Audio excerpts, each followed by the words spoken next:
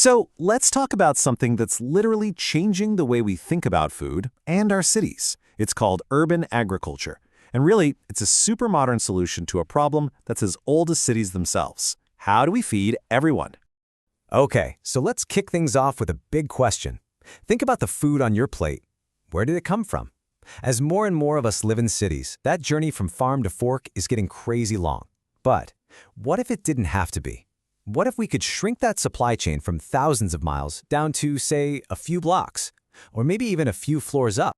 And look, this isn't some far-off sci-fi idea. It's happening right now.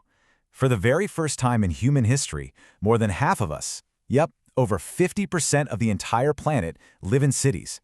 That's a huge shift, and it's putting some serious pressure on our old-school food systems. So that question of where our food's going to come from, it's not just interesting, it's becoming absolutely critical. All right, so this is all about redefining the modern farm.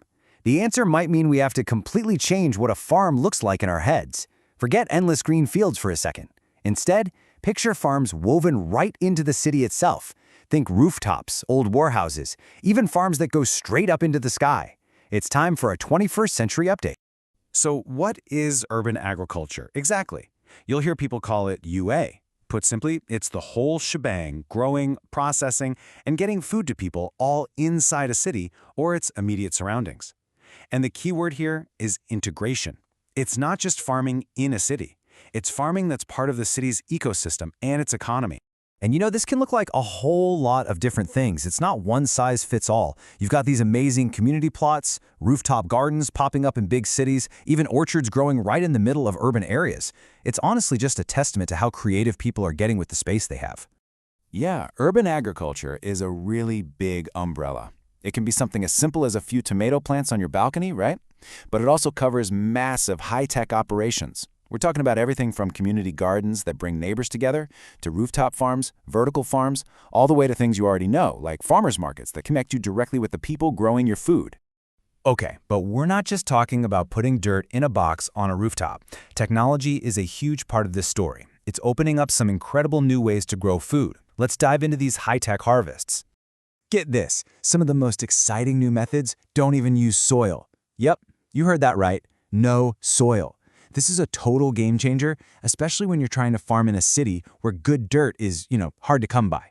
First up, you've probably heard of this one, hydroponics. Basically, instead of soil, plant roots are sitting in water that's packed with all the nutrients they need. It's kind of like giving the plant a perfectly balanced smoothie 24/7.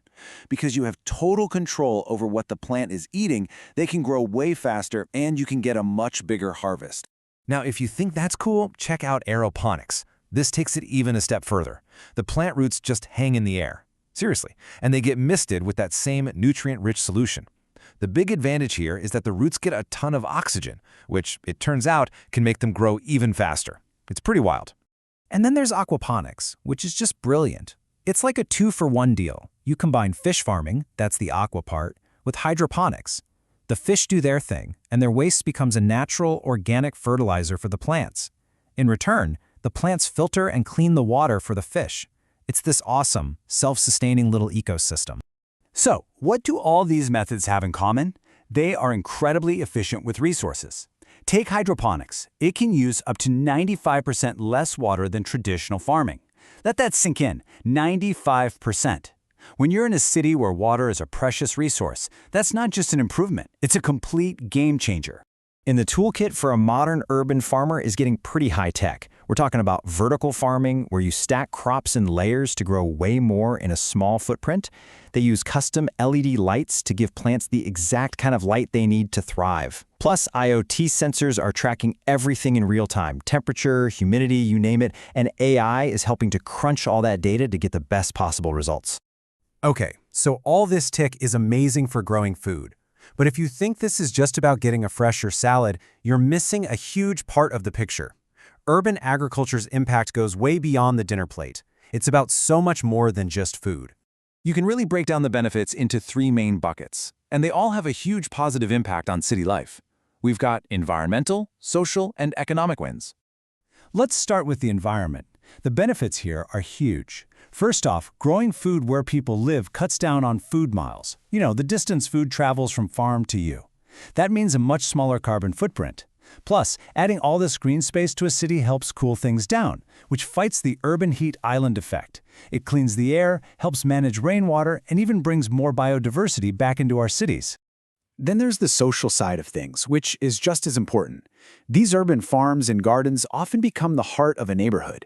They're places where people connect, they're amazing outdoor classrooms for kids, and, of course, they give people direct access to fresh, healthy food.